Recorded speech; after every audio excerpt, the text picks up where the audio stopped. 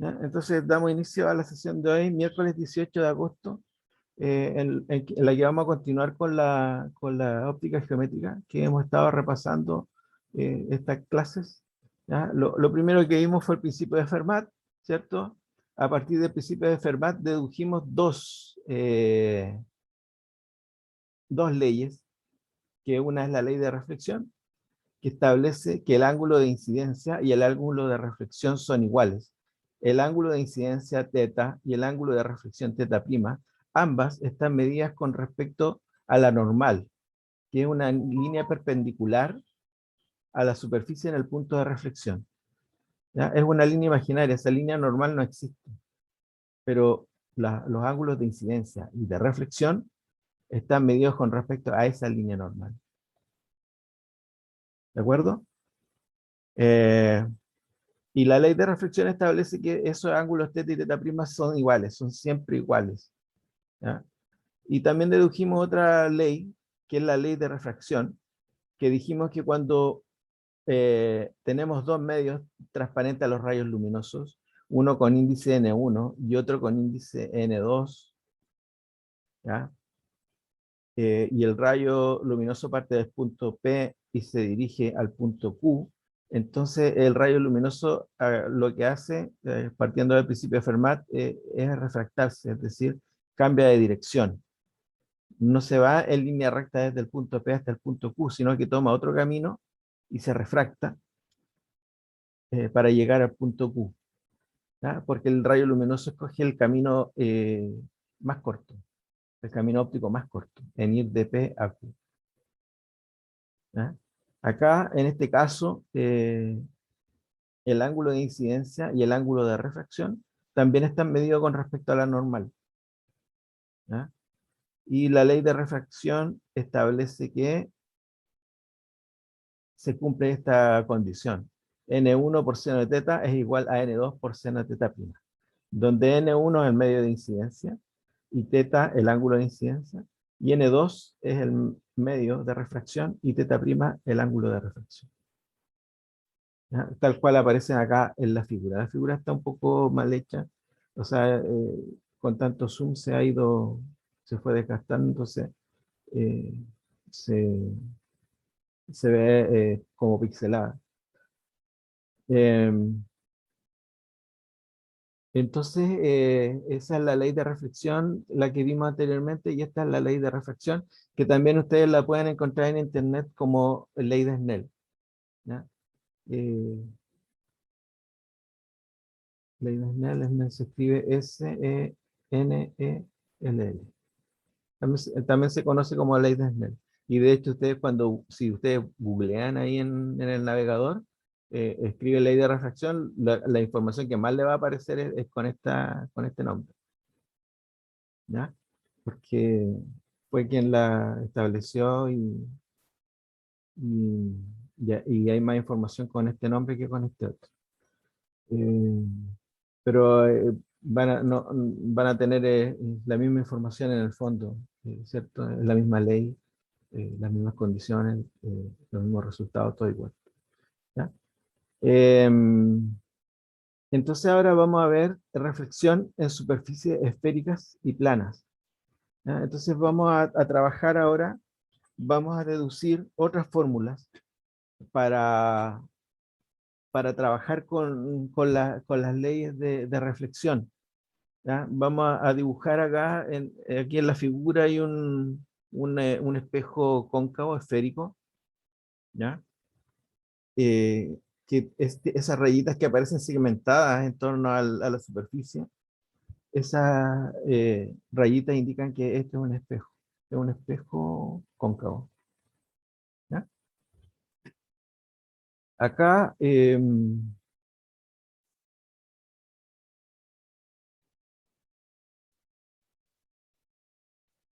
aquí hay una línea que es importante, que es una línea imaginaria. Esta línea que estoy poniendo en azul, esta línea imaginaria se llama eje óptico.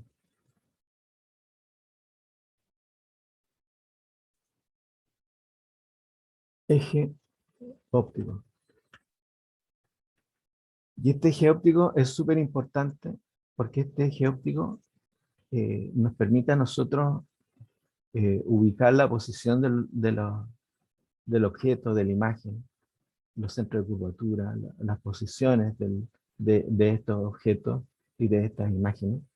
Todo gira en función del eje óptico.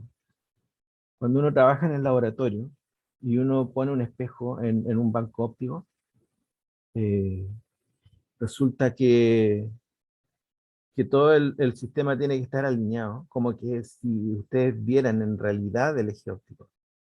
Esto tiene que estar alineado a la altura del objeto, el centro de curvatura, la punta de la imagen, todo. Ustedes tienen que alinearlo bien, ¿ya? Porque si ustedes no lo alinean bien, las fórmulas que vamos a deducir ahora no les van a servir, ¿ya? Se van a... va a aparecer el objeto en otro lado, la imagen por otro lado, y no se van a cumplir las ecuaciones que vamos a trabajar ahora. Y la imagen no se va a ver nítida tampoco. Va a ser un desastre, ¿ya? Tiene que haber una alineación de los componentes ópticos en el laboratorio, ¿ya? Eh, para que esto funcione, si no, no va a resultar, ¿ya? Este eje óptico es un eje imaginario,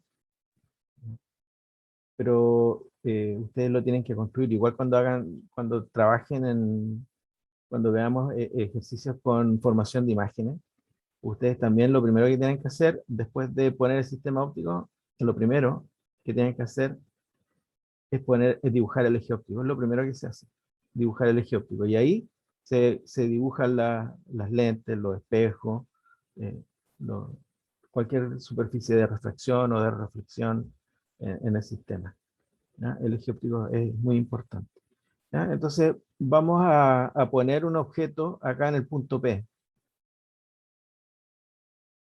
¿ya? Que va a emitir un rayo luminoso hacia, hacia la superficie,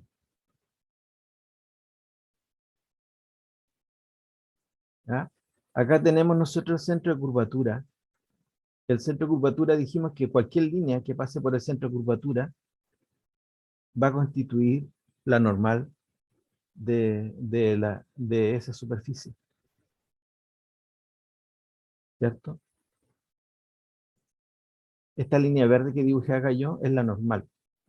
Entonces el ángulo de incidencia, θ, está medido con respecto a esa línea normal. Y por lo tanto, el, el rayo se tiene que reflejar hacia el punto Q, respetando la ley de reflexión, que dice que el ángulo de incidencia es igual al ángulo de reflexión. Aquí tenemos ángulo θ para la incidencia y ángulo de reflexión para el rayo reflejado.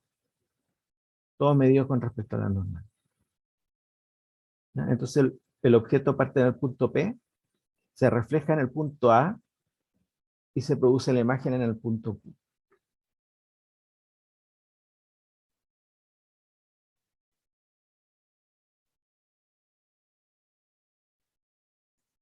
¿ya? Entonces acá tenemos que el rayo incidente, el que sale desde P y se dirige hasta A, ese rayo incidente describe un ángulo alfa con respecto al horizontal, ¿ya? El, la línea normal que pasa por el centro de curvatura describe un ángulo beta, y el rayo reflejado describe un ángulo gamma, ¿ya? Entonces ahí tenemos alfa, beta y gamma para el rayo incidente, el, la normal y el rayo reflejado, ¿ya? Aquí fíjense que este ángulo gamma está medido con respecto a la línea de reflexión, no con respecto a esta vertical segmentada, ¿ya? Sino que con respecto a la línea reflejada, ¿ya? Bien, entonces acá la intersección entre el eje óptico y el espejo, hay un vértice. Esto que está acá, este punto que está acá, se llama vértice. ¿Ya? Y este punto A, que es el punto de reflexión, tiene una altura h. ¿Ya? Que va desde A hasta B. ¿Ya? Y lo otro, ahora vamos a medir la posición del objeto, la posición de la imagen y el centro de curvatura del espejo, lo vamos a medir acá abajo. ¿Ya?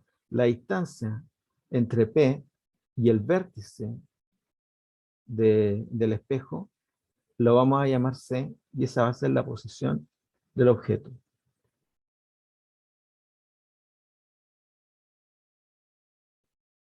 ¿Ya? La distancia entre el centro de curvatura y el vértice se va a llamar R, y es el radio de curvatura. Radio curvatura. ¿Ya? Y la distancia entre entre la imagen Q y el vértice se va a llamar S', la posición imagen de la imagen.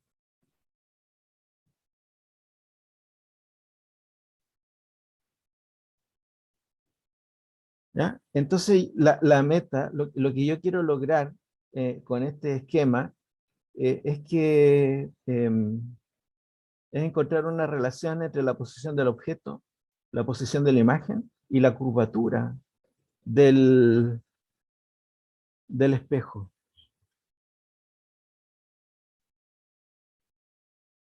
¿Ya? Entonces, esto lo voy a deducir eh, considerando solamente aspectos geométricos. ¿Ya? Entonces, por ejemplo, nosotros vemos acá que se forma un triángulo con el punto P, con el punto A y con el punto C. Se forma un triángulo ahí. P, A, C. Del triángulo PAC, nosotros vemos que alfa y teta son ángulos internos y que beta es un ángulo externo en ese triángulo. ¿Ya? Entonces, beta va a ser la suma de alfa y teta. Porque es un ángulo externo y los otros son ángulos internos. Eh, También se forma otro triángulo con el punto C, A, Q. C, A y Q.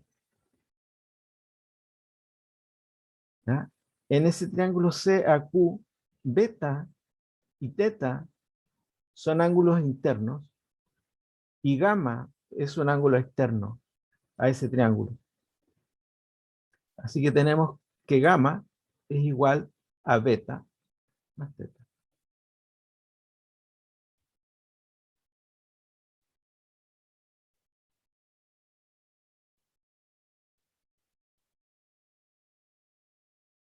¿Ya? Entonces acá yo tengo que en ambas ecuaciones aparece teta, ¿cierto? En una de las ecuaciones sería beta menos alfa, teta, ¿cierto? En la primera ecuación. Y en la otra ecuación es gamma menos beta.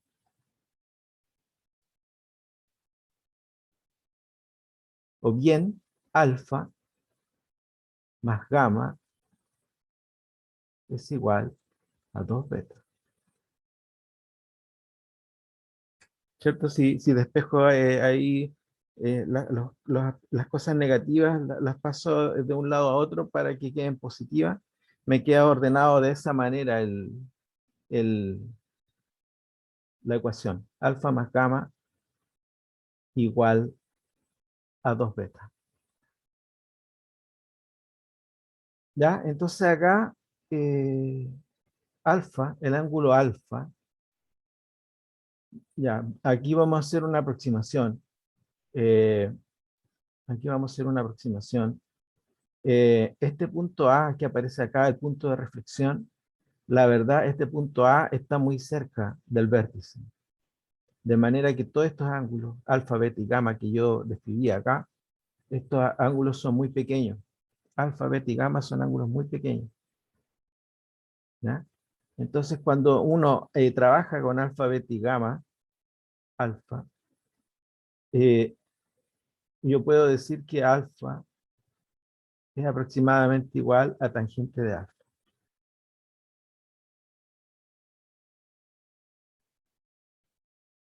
¿Ya? Cuando eso ocurre, eh, yo puedo decir que la tangente de alfa se puede calcular acá como el cateto opuesto, ¿cierto? Acá si formamos un triángulo rectángulo con la altura del punto A, tengo cateto opuesto H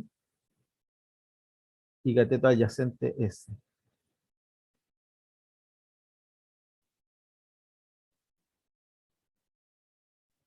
Ya, me van a reclamar acá porque me van a decir que S no calza justo con H, ¿cierto? Hay un tramo acá que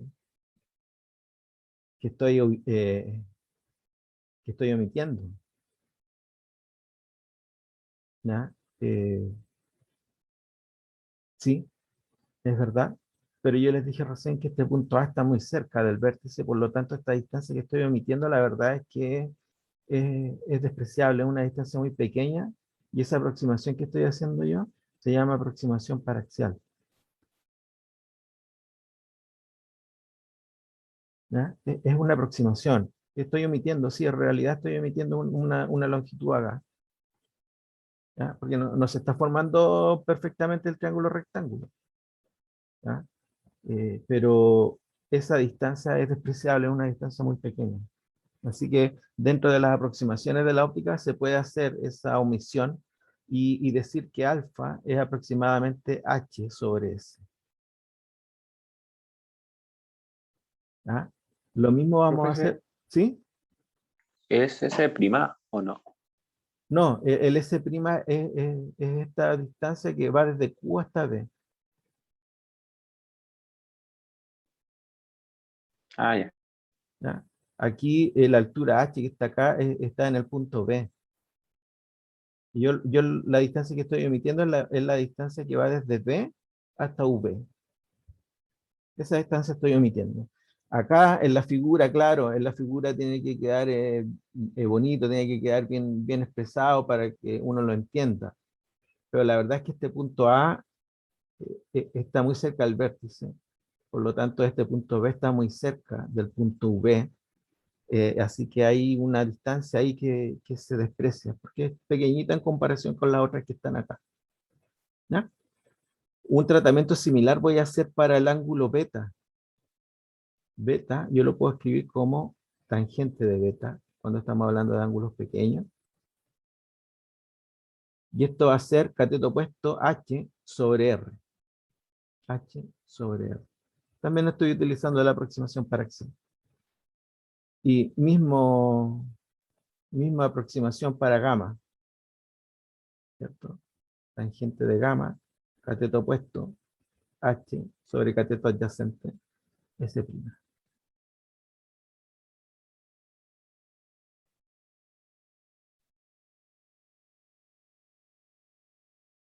¿Ya? Entonces, esto que está acá, alfa, beta y gamma, yo lo voy a sustituir acá.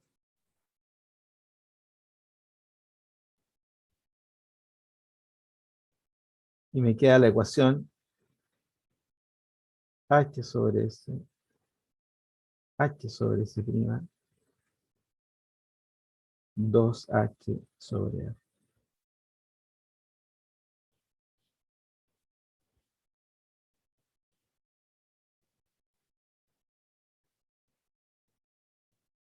¿Ya? Entonces acá el H es irrelevante.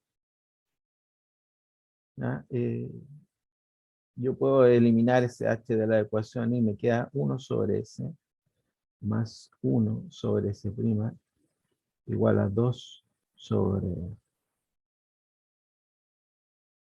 Esta es la ecuación que yo estaba buscando, que me relaciona la posición objeto con la posición imagen, con la curvatura del espejo. Profe, una consulta, ¿por qué quedaría partido en R? Ah, acá porque beta es H partido por R. O sea, me refiero cuando hice la suma de h partido en s más h partido en s primo. Ah, no, yo sustituí alfa, beta y gamma en esta ecuación. No estoy haciendo yo un cálculo acá, estoy sustituyendo. Ah, ya, profe. Alfa es H sobre S, gamma es H sobre R y beta es H sobre R.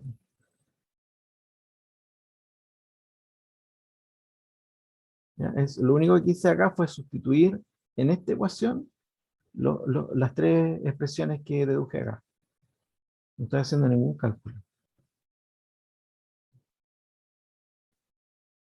¿Ya? Esta es la ecuación de Gauss para la reflexión.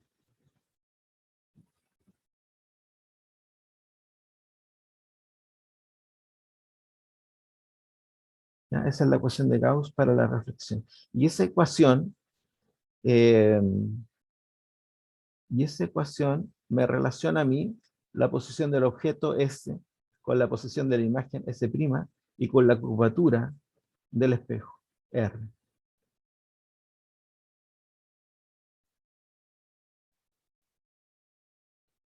¿Ya? Con esta ecuación yo puedo, si mi sistema está bien alineado en el laboratorio y yo quiero predecir dónde va a aparecer la imagen de un objeto, entonces yo mido la posición del objeto, mido la curvatura del espejo y con eso yo puedo predecir dónde va a aparecer la imagen. Es decir, puedo predecir cuál va a ser el valor de C' con esta ecuación. ¿Cierto?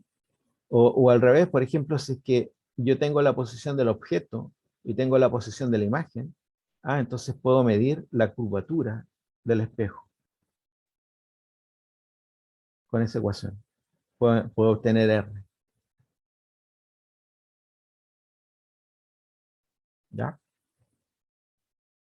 O bien, si yo tengo la posición de la imagen y la curvatura del espejo, puedo encontrar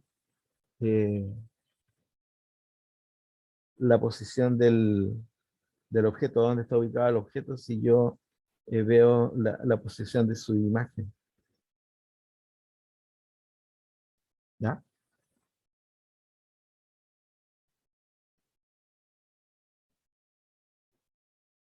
Bien, todo esto que yo puse acá está escrito en este apunte. Acá. Aquí está la relación entre los ángulos, eh, lo que se concluye de estas ecuaciones, la aproximación paraxial, ¿ya? Y la ecuación gaussiana, que está acá. ¿Ya? Acá está resumido, pero es lo mismo que yo les expliqué. ¿Ya?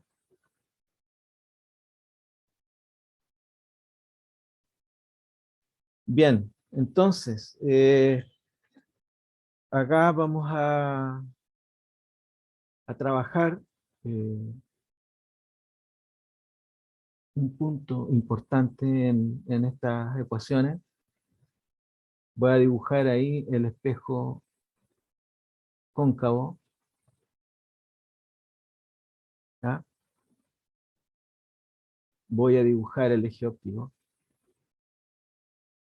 ¿cierto? Eh, Voy a dibujar el centro de curvatura,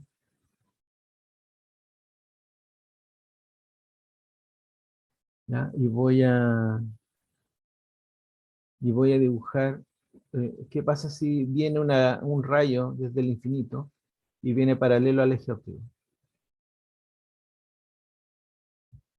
¿Ya? Cuando viene un rayo paralelo al eje óptico, un rayo luminoso, este rayo luminoso se va a reflejar hacia cierto punto.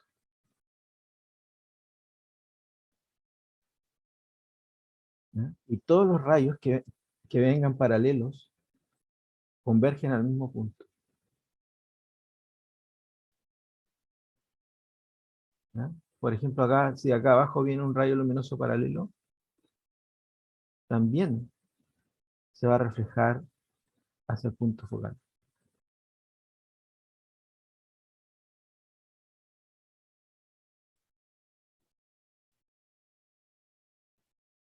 ¿Ya? Ese punto que está acá se llama punto focal y se denota con una S mayúscula, punto focal. Y la distancia del vértice hasta el punto focal se llama distancia focal y se denota con una F minúscula.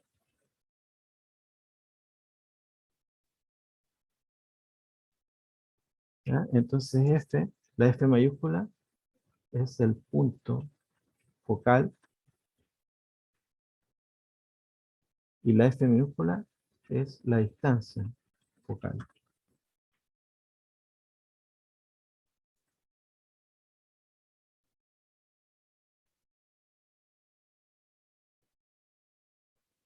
Profe, entonces siempre que sea paralelo al eje óptico va a pasar por el mismo punto focal, ¿verdad? Y convergen todas al mismo punto. Ya. Esa es la característica que tiene ese punto focal. Que todos los rayos convergen ahí. El punto focal. ¿Ya?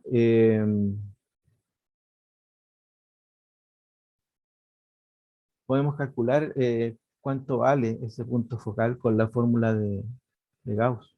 La fórmula de Gauss relaciona objeto e imagen con la curvatura. Entonces tenemos eh, el objeto, si el objeto eh, está muy lejos del espejo, ¿cuánto vale ese? Esa es la posición objeto. Si el objeto está muy lejos, en una cantidad inmedible, ¿cuánto vale ese? Pregunta para el auditorio.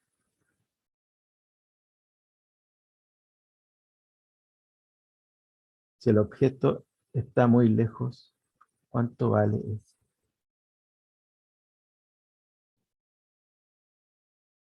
Si el objeto está muy lejos, ese vale infinito.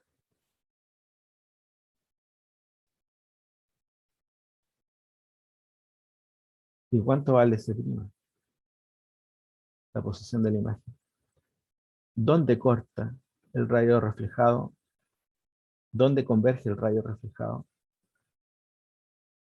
¿Cuánto vale ese prima en ese esquema? Ese prima es la posición de la imagen. ¿Dónde se forma la imagen? Acá. Esta es la posición donde el rayo luminoso está contando el eje óptico. Ahí se forma la imagen. Porque ahí todos los rayos reflejados van a converger ahí. Y se llama, S' va a ser la distancia focal. Entonces voy a sustituir eso acá en la fórmula de Gauss. Y me va a quedar 1 sobre S más 1 sobre F igual a 2 sobre R. S es infinito, por lo tanto este término se anula. Y me va a quedar que la distancia focal es la mitad del radio.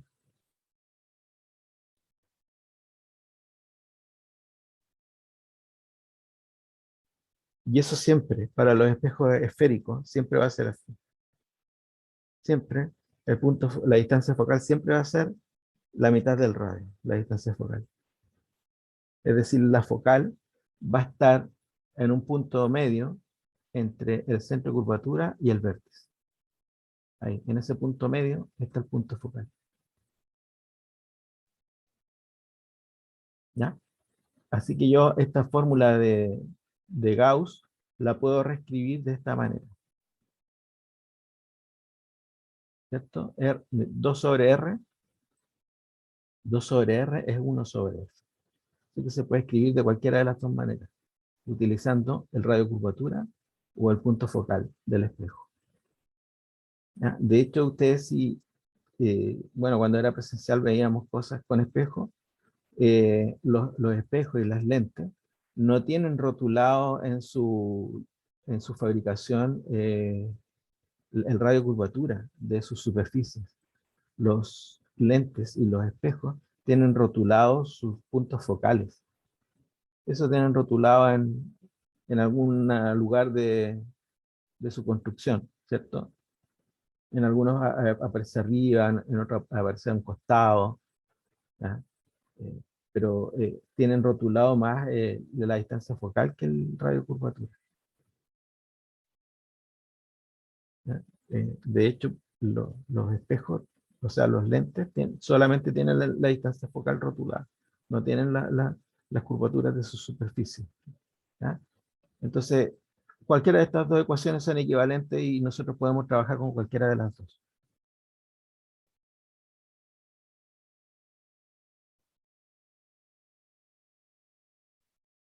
¿Ya?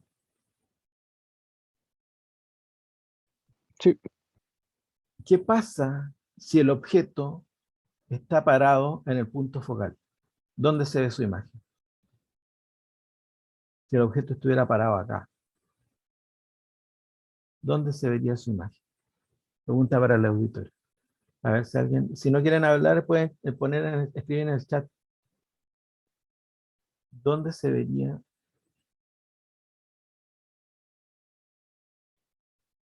Pero ¿dónde convergen los rayos? Me dicen que no se ve. ¿Pero dónde convergen los rayos? ¿Hacia la derecha? No, ¿En C? tampoco. Hacia la izquierda, detrás de C. Cerca, cerca. Está muy cerca de encontrar la solución. ¿Se acuerdan que yo les dije en la clase anterior que los rayos luminosos son invertibles?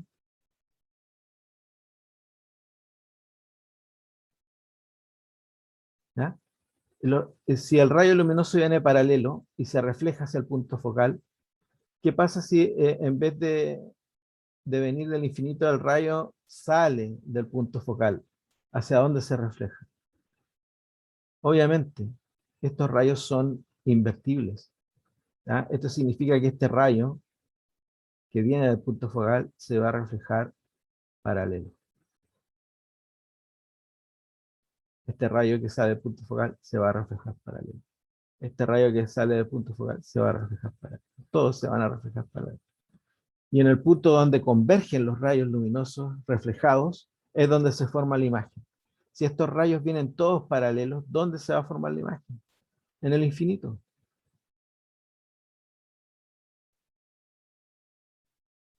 ¿Ya? Entonces, si el objeto está acá en el punto focal, su imagen se va a ver en el infinito. ¿Ya? Esa es acuérdense que los rayos son invertibles. ¿Ya? Si un rayo viene paralelo y se refleja hacia el focal, el rayo que venga de la focal se va a reflejar por el mismo camino. ¿Ya? Así que se forma la imagen detrás de C, pero bien lejos. Bien lejos. ¿Ya? En una distancia infinita. ¿Ya? Esa era la respuesta.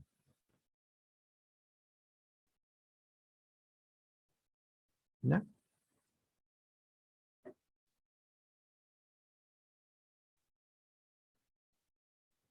Bien.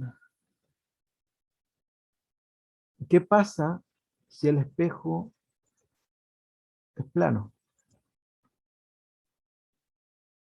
Esta fórmula también sirve para los espejos planos.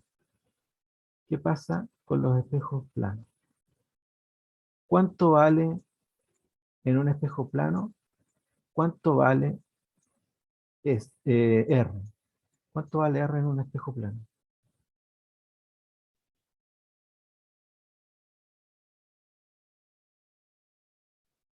Infinito, me dice Juan Pablo. Sí, esa es la respuesta. Infinito.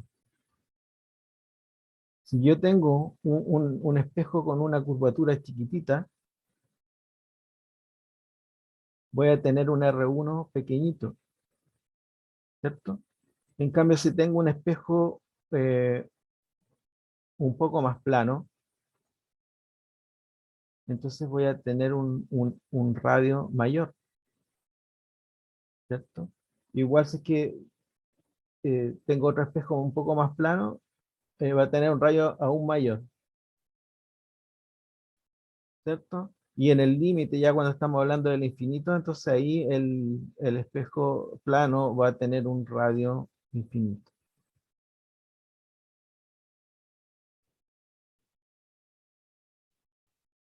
¿No? Los radios de los espejos planos son infinitos, ¿ya? Entonces, si yo sustituyo en un espejo plano, acá el R infinito, esto se anula y me queda 1 sobre S más 1 sobre S' igual a 0. Y yo puedo sumar estas dos fracciones y me queda S más S' dividido por el producto entre S y S'. O bien, S más S' igual 0. O bien S igual a menos S'. Ya les voy a explicar qué significa esa ecuación, que S sea igual a menos S'.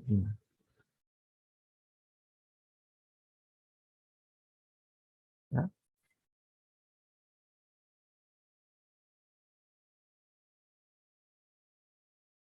Vamos a establecer un convenio de signo. Esto es lo que yo les decía en la clase anterior. La verdad es que el convenio de signo es súper importante. Y este convenio de signo no lo, no lo usan todos los autores. ¿Ya? Existen algunos convenios de signos que son distintos al que vamos a ver nosotros. Por eso es peligroso que ustedes busquen solamente información en Internet. Porque en Internet a veces usan el mismo convenio de signo que nosotros, si tienen suerte.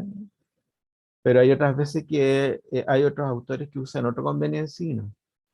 ¿Qué va a resultar de eso? Va a resultar que las ecuaciones van a ser distintas y va a resultar que la interpretación de los resultados también va a ser distinta.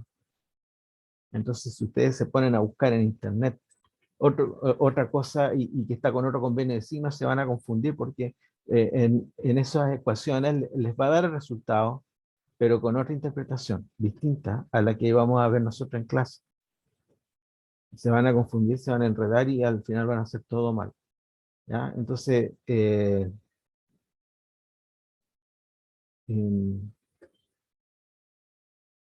entonces el lado real del objeto es a la izquierda del espejo.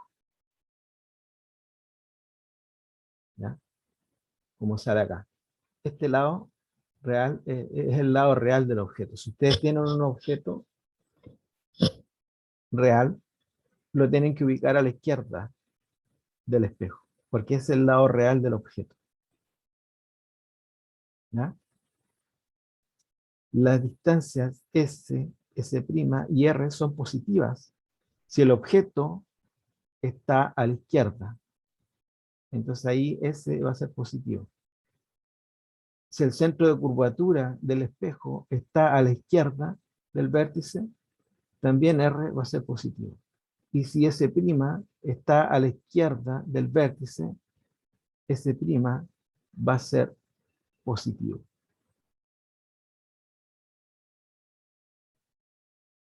¿Ya? Entonces el lado real para el objeto y su imagen es el lado izquierdo. Todo lo que está a la izquierda del espejo es positivo. Y lo que esté a la derecha del espejo va a ser negativo.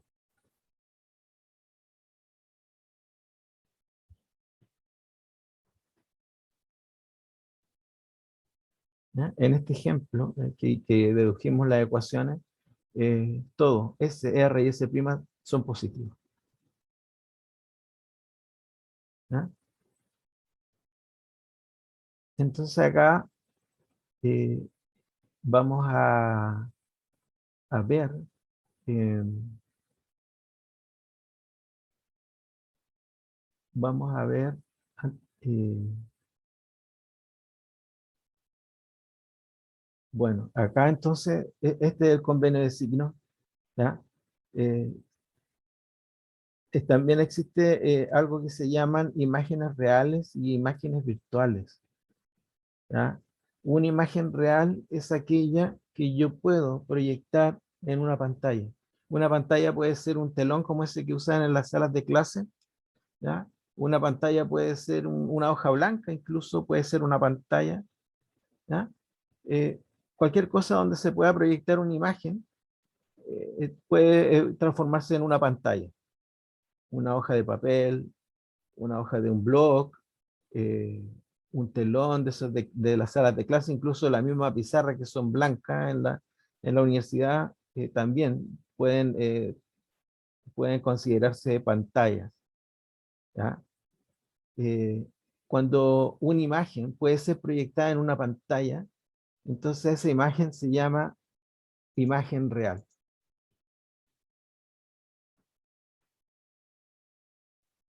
¿ya?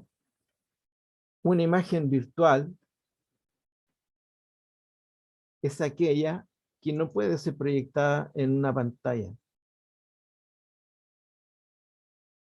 ¿ya? Lo vamos a ver con estas conversiones, con estas convergencias del rayos luminosos. Por ahora, una imagen real va a tener, una imagen real debiera aparecer al lado izquierdo de, del espejo. Entonces, si la imagen es real, S' va a ser positivo. Y si la imagen es virtual, la imagen va a aparecer detrás del espejo. Y esa va a ser una S' negativa. ¿Cuál sería un ejemplo de imagen virtual, profe? Lo vamos a ver. Lo Ah, vamos ya. a ver.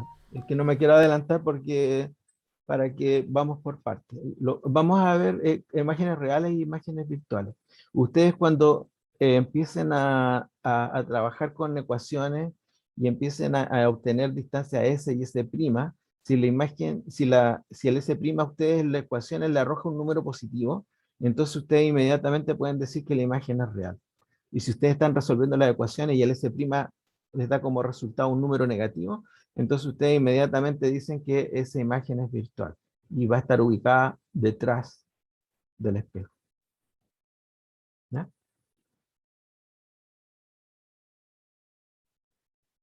En el caso, te voy a dar un ejemplo. En el caso de un espejo plano, yo recién les dije que eh,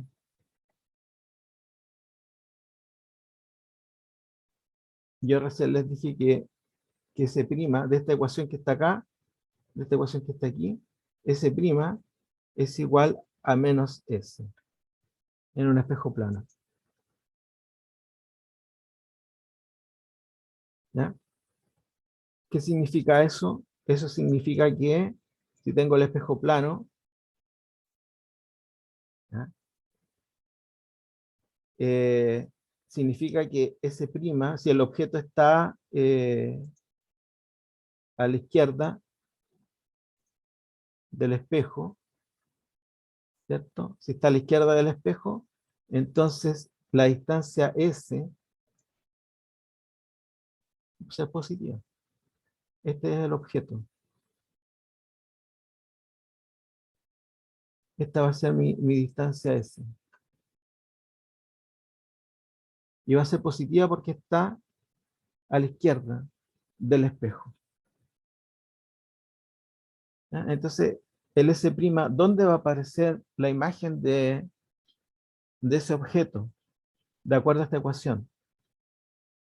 De acuerdo a esta ecuación, como S es positivo y va a preceder un signo menos, entonces esto me va a dar un S' negativo, ¿ya? Es decir, la imagen va a aparecer detrás. La imagen va a aparecer detrás del espejo. A la misma distancia que está el objeto, a la misma distancia que está el objeto del espejo, va a aparecer la imagen. pero detrás. Esta imagen que produce estos espejos planos, las imágenes que producen los espejos planos, siempre son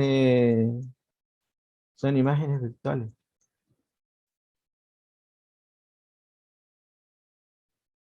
¿Ya? Un espejo plano, cuando uno se mira al espejo en la mañana, uno aparece como que uno estuviera parado detrás del espejo. ¿Se han fijado? Cuando uno se mira al espejo, la imagen de uno aparece detrás del espejo. Esa es una imagen virtual. Porque si tú pones un papel detrás del espejo, no vas a poder ver la imagen de ese objeto proyectado en esa pantalla. ¿Ya? Este es un ejemplo de una imagen virtual. Las imágenes que se ven en los espejos planos. Cuando uno se mira al espejo, acuérdense, los espejos que están en la casa, en el baño, por ejemplo, son espejos planos.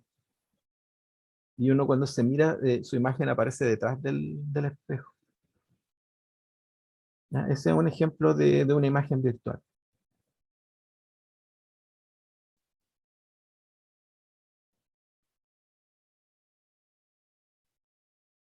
¿Ya?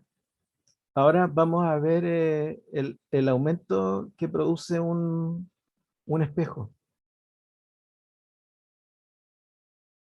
¿Ya? Tenemos acá el espejo, ¿cierto? Tenemos el eje óptico y tenemos un objeto que tiene cierta altura. Un objeto. Entonces, ¿qué voy a hacer ahora? Voy a trazar los rayos luminosos que nosotros conocemos. Nosotros dijimos que si un rayo luminoso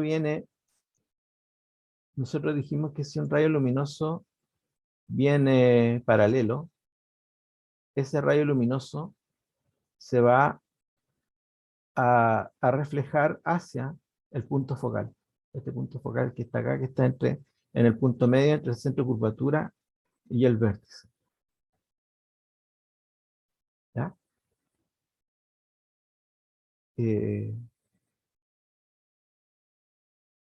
Cuando un rayo luminoso se pasa por el centro de curvatura, ¿hacia dónde se refleja?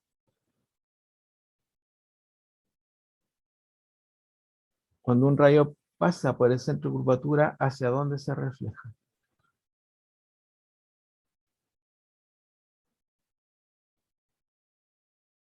El rayo luminoso que pasa por el centro de curvatura, acuérdense que la normal pasa por el centro de curvatura.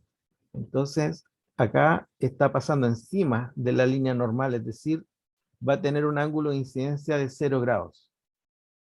Un rayo que pase por el centro de curvatura va a tener un ángulo de incidencia de 0 grados, porque es paralelo a la normal. ¿Ya? Y al reflejarse, tiene que cumplir o satisfacer la ley de reflexión. Que la ley de reflexión dice que el ángulo de incidencia es igual al ángulo de reflexión. Si el ángulo de incidencia es 0, el ángulo de reflexión también. Así que el rayo luminoso se refleja por el mismo camino que llegó.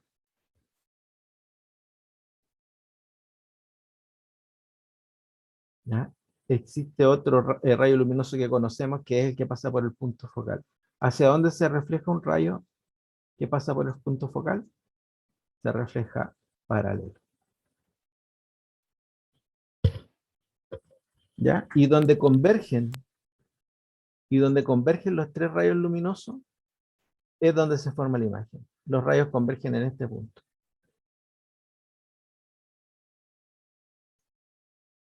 Ahí es donde se forma la imagen. Profe, ¿dónde iría la normal en esa figura?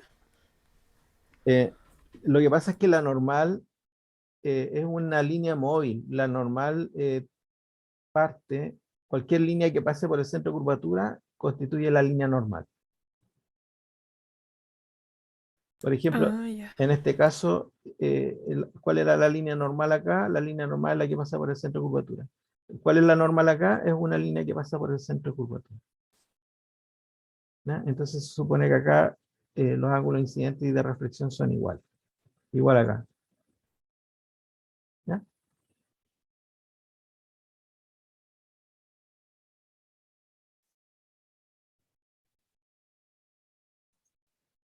Excelente.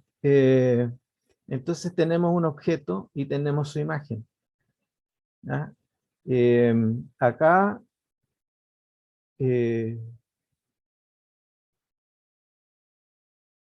acá, este rayo que está acá, y este otro rayo, o sea, y esta otra línea que está aquí, y las verticales que están acá, forman triángulos rectángulos semejantes. Acá se forma un triángulo rectángulo, y acá también se forma otro triángulo rectángulo más pequeñito, pero la verdad es que estos dos triángulos rectángulos comparten la misma hipotenusa, comparten la misma base y comparten la misma orientación de las verticales. ¿Ya? Por lo tanto, estos dos triángulos que están acá son triángulos semejantes.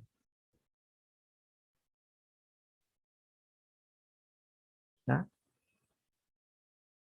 A la altura del objeto le vamos a llamar I, y a la altura de la imagen le vamos a llamar I'. ¿Ya? Entonces, ¿cómo se calcula el aumento en espejos? El aumento se denota con una M mayúscula, ¿ya? Y es la razón entre la altura de la imagen y la altura del objeto.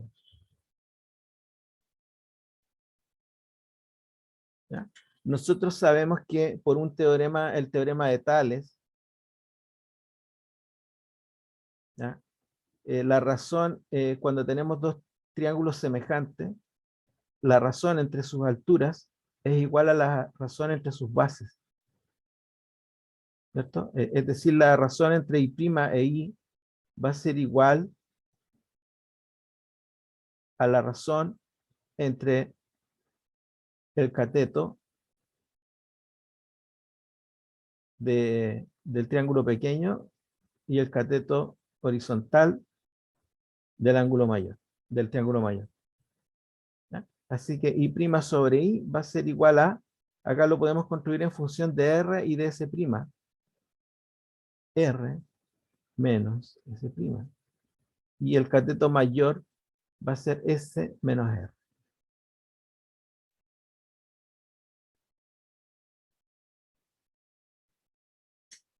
¿Ya? Así que el aumento lo puedo calcular como R menos S' sobre S menos R. Acá hay una pequeña observación.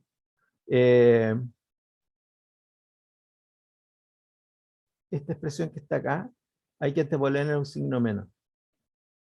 ¿Por qué se antepone un signo menos? Porque I e I' tienen distinta orientación. I está apuntando hacia arriba y el I' está apuntando hacia abajo. ¿Ya? Es por eso que se le antepone a esta fórmula general un signo menos delante.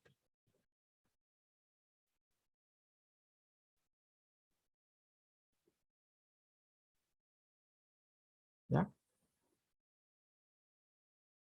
Bueno, acá nosotros vamos a deducir una fórmula, porque esta ecuación nosotros la podemos simplificar un poco. ¿Ya? Nosotros sabemos que tenemos una ecuación para tenemos una ecuación para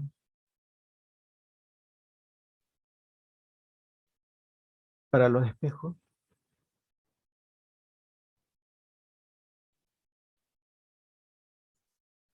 ¿Ya? Tenemos una ecuación para los espejos que es de Gauss. 1 sobre S más 1 sobre S' igual a 2 sobre R. Entonces, de esta ecuación, yo voy a despejar R. Me va a quedar R igual a 2 veces S por S' dividido por S más S'.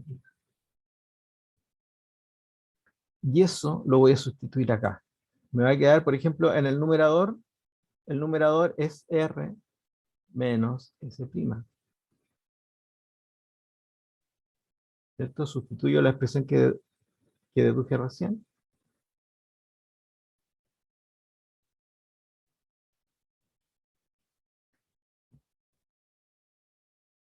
¿Ya? Esto sería 2SS' menos SS' menos S' al cuadrado.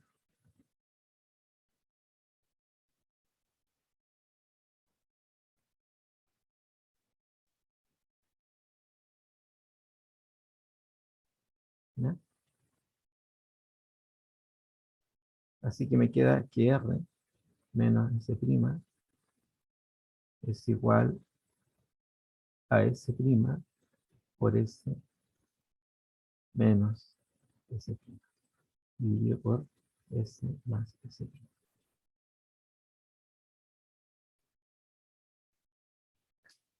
¿Ya? Si ustedes hacen lo mismo con S menos R, me queda S menos 2, S más S' igual S cuadrado más S menos 2 S dividido por S más S. Aquí me queda S por S menos S dividido por S a S.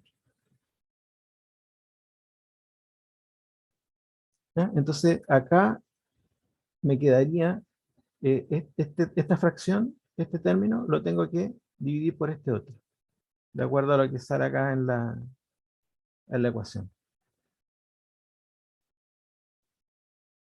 ¿Cierto? Así que divido este resultado por este otro. Se simplifica S menos S', se simplifica S más S',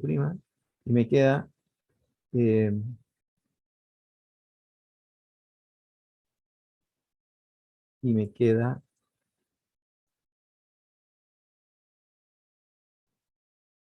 que esto es igual a menos S' sobre S.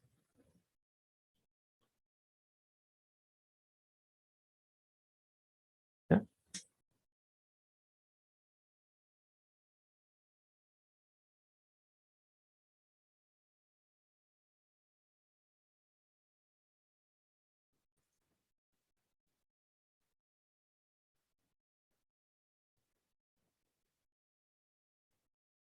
¿Ya?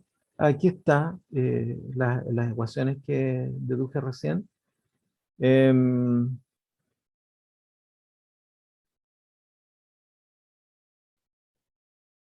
¿Ya?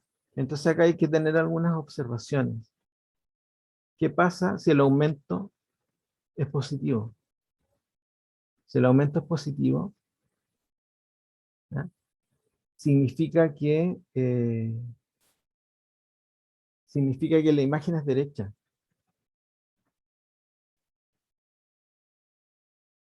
Imagen derecha. Si el aumento es positivo, significa que I' e I tienen la misma orientación. Es decir, los dos van hacia arriba, los dos están orientados hacia arriba, o los dos están orientados hacia abajo. Eso significa que M sea mayor que 0. Si M es menor que 0, entonces la imagen es invertida.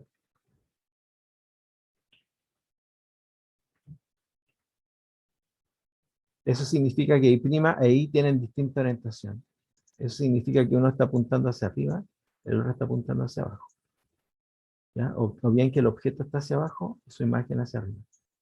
Eso tiene distinta orientación. Eso ocurre cuando el M es negativo.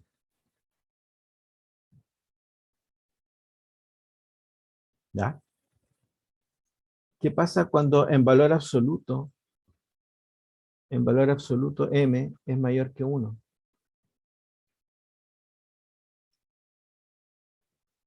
¿Ya? ¿Qué pasa cuando M en valor absoluto es mayor que 1? Significa que el numerador es mayor que el denominador. Significa que la imagen tiene mayor tamaño que el objeto. Significa que la imagen es aumentada. El caso contrario sería que la imagen es disminuida.